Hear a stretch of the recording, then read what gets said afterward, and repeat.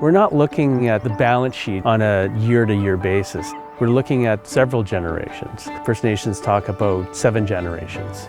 We're planning for future old growth, setting aside 30% of our forest for old growth recruitment, leaving more retention, riparian protection, because in our community, water is foremost. We need to be looking at, our children's children and what this community forest is going to be for them. The Sunshine Coast Community Forest is a land-based or tenure-based holding. We are responsible for managing that area in such a way that we're sustainable, that we're accountable to community. We've gone through a tremendous amount of transition over the years. When I first joined in 2019, community was not that happy. It had a bumpy past with regard to community engagement and community support and community buy-in with what we were doing. And it's been making a different vision and having better aspirations and values, community collaboration, environmental stewardship, relationships with First Nation neighbors. But what it does is it brings back the benefits of what we're doing back into the community, and it empowers community so that there's a voice with regard to how we do things, where we're doing it, and what the impact is going to be. We're out here today in Block AN27. We wanted to do something different here to try to implement some alternative harvesting practices. We're trying to implement a partial cut where we remove some of the value and some of the timber, but leave an intact forest canopy behind.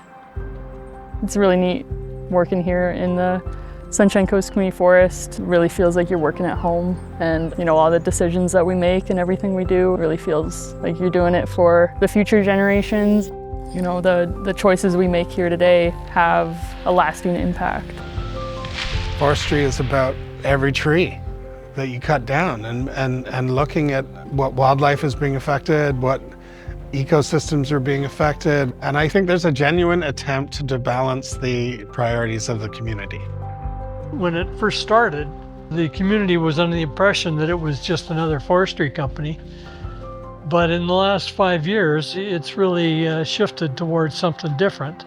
All the directors are volunteers, and we're just trying to do our best for the community. For the community forest to engage with the citizen scientists like myself shows a willingness to work with community and show community that their voice matters. We're collaborating with our nations in a way that the land has been managed by humans since time immemorial, and we're part of this sort of rediscovery about what forests really mean to us. It provides timber, it provides jobs, it provides all this sort of economic parts, but it also provides a whole bunch of other things. It provides this sort of ecosystem services, recreation services. It provides all these things that, humans value.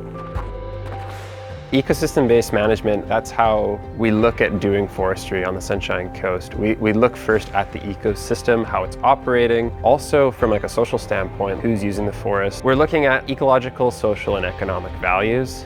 Growing up here, I would see a lot of timber harvesting, and it always kind of made me a bit frustrated because a healthy society would involve a healthy ecosystem as well, and I wasn't seeing that. So seeing forestry done in a way where ecosystems form a value within the management system was just really encouraging to see. We're answering to our community, and we're answering to the land itself.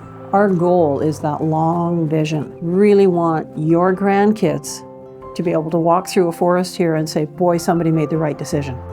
It's the future of forestry, I believe, in this province. I firmly believe in community forestry. I think it's the answer to a lot of problems.